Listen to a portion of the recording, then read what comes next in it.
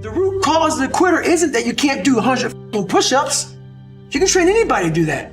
The root cause of the quitter is when you get in hell, you can't process it. It's too much to process because your mind starts going back to the real reality of like, I'm not ready. I'm not good enough. It's not trained. So I started training this, realizing that the only thing that makes me quit is not the muscle fatigue, it's the mental fatigue that makes me quit everything in life. So I became a practitioner of the mind. The mind's a very powerful thing. It has a tactical advantage over you all the time. It knows your fears. Right. It knows your insecurities. It knows where you don't want to go. So it will guide you away from that. And that's why the mind will always win until you reprogram it. It will always win until you fucking reprogram it. Because the mind controls you. Why is that? It's your fucking mind. It's your mind. Because all those things that happen to you in your life, all those bad things, all those things that you blame other people for, they're now yours to own. You got to figure out a way to reprogram your mind to get outside the box. What would your life be like if you decided not to care what people thought of you? What would your life be like if you decided to give up some of your fears? What would your life be like if you decided to become courageous? The single most determining factor of the quality of your life is predicated upon your mindset. You're gonna be attacked, betrayed, exposed, and humiliated. Life is going to break you, and it's going to see how bad you really want it. That's the moment when you are truly alone. And what will you do then? Can you summon the will to fight on through all the pain and rise again? When you want to become a diamond, your whole attitude change, your whole mindset, your thinking, your relationships, the decisions that you make, how you spend your time, your energy, all of it changes. See, this is something that you can't be in this business. This business has to be in you. You have control over your mind. You just have to assert it. Weakness doesn't get a vote. Laziness doesn't get a vote. Sadness doesn't get a vote. You can suffer, or you can choose to do whatever you need to do to liberate yourself, whatever you need to do to reinvent yourself, whatever you need to do to overcome whatever you are stuck in right now. I'm better. I'm better than I was when I went down. It was good for me that I've been afflicted. I'm better for it. I didn't like it, but I'm better for it. I couldn't see down there, but I'm better for it. See, I was planted in a dark place, but I'm better for it. Every time you go through something dark and you can't see your way out, remember you've been planted, not been buried. I'm not buried in this mess. I'm planted in it. I'm planted in it. And if I'm planted in it, expect me to come back up again. In life, you have a critical option. You can take a stand in your life, or you can follow the crowd. See, people who follow the crowd, their lives are not focused. They're not immersed in anything. People who take a stand, they're living a life that has some power, a life of achievement, a life that has some meaning. People that are taking a stand in life, they are consciously involved in a process to design a life of substance. People who are following the crowd, these are people that they're just doing what everybody else is doing. So that's a crowded road over there.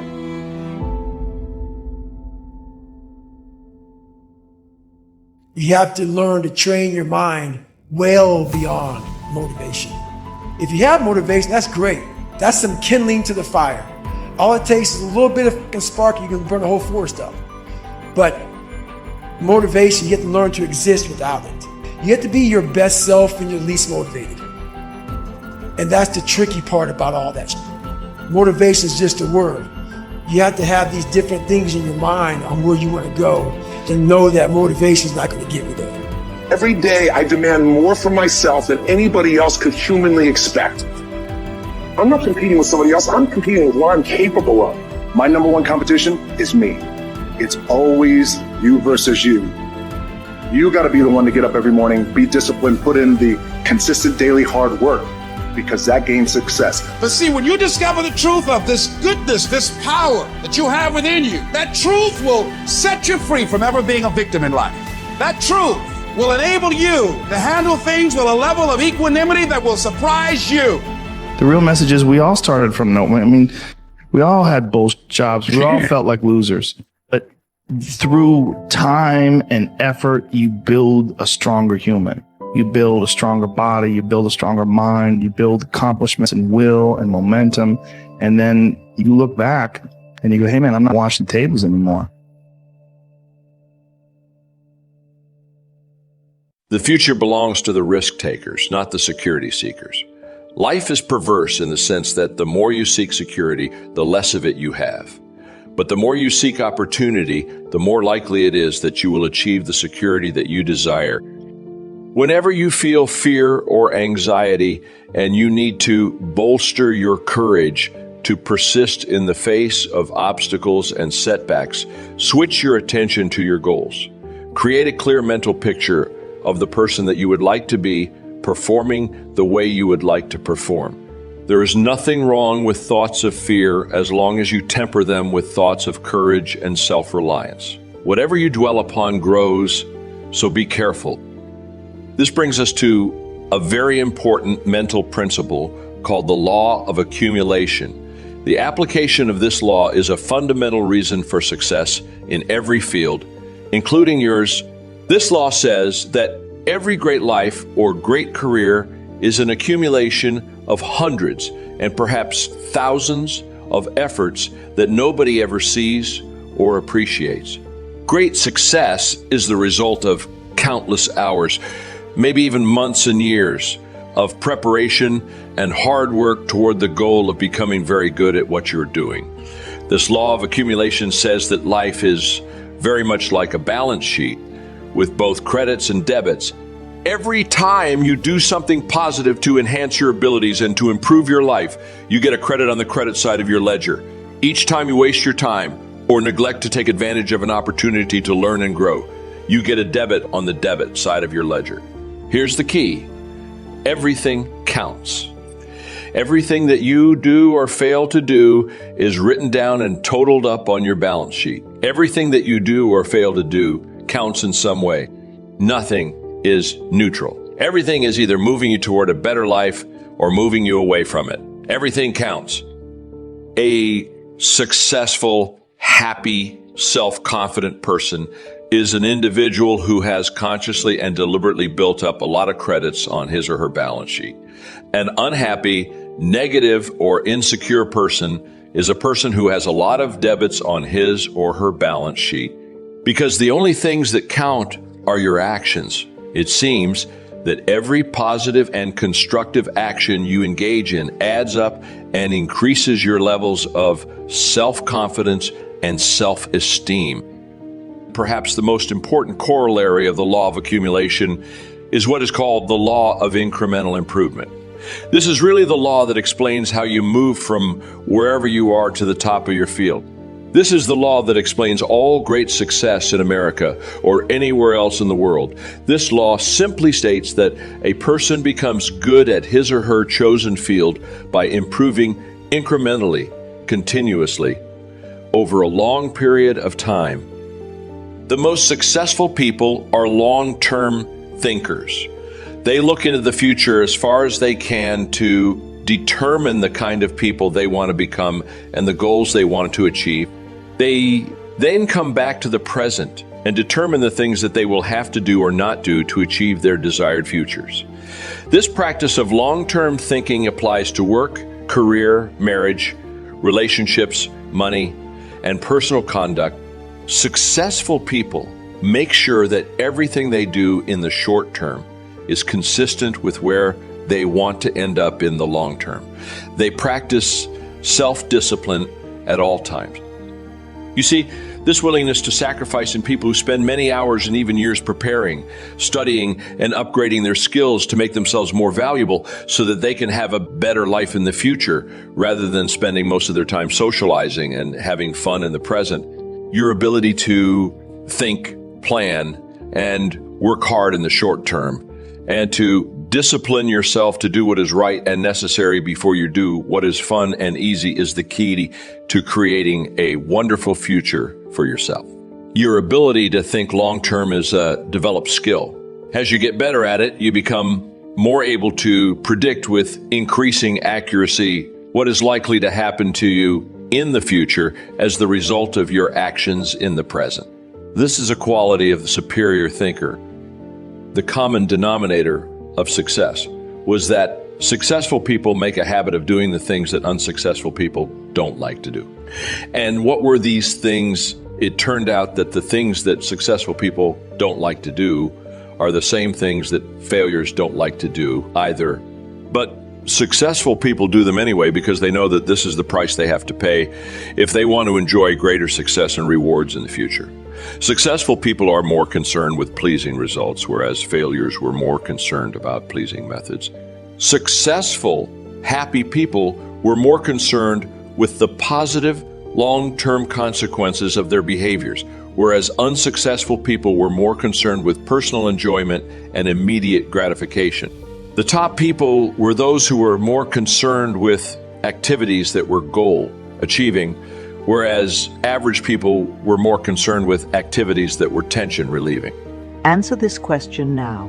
Are the events in your life happening to you or happening for you? People have enormous capabilities beyond what's commonly thought to be possible.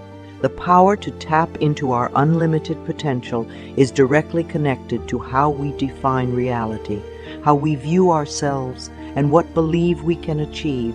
No matter what is now or will occur, you can choose, right this moment, more empowering meanings for everything in your life. You hold the power to create a new world for yourself and those you care about.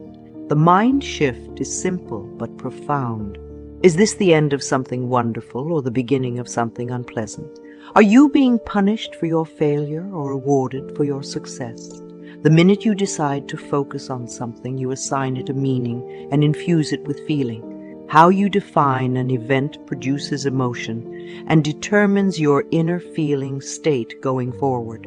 The meaning you assign to any event, interaction, or outcome defines the emotional tone of your experience and the feelings you generate throughout your life. Meaning equals emotion, and emotion equals life. The meaning you give your experiences will always change how you feel, and the emotion you feel always becomes the quality of your life. Our memories are actually anchors to feeling states, images, sounds, and sensations. All of these aspects rely on the meaning we give to them. The meaning you attach to something produces the emotion of your life, and your emotion is your life. Meaning equals emotion, emotion equals life. Write this down or memorize this stanza. This is the essence to the entire power of meaning. The meaning you give events, interactions, and outcomes determines how you feel.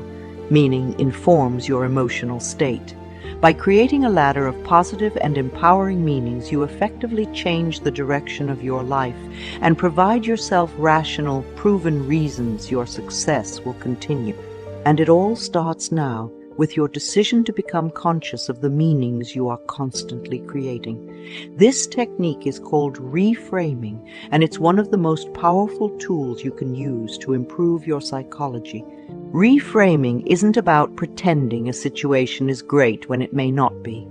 Rather, it's about discovering what could be great, what you could learn by consequence, or how you can use the situation to create a better outcome. Perspective is a powerful thing. When you can reframe a particular experience or interaction, you can often change what happens as a result. Human beings tend to attach certain meanings to experiences.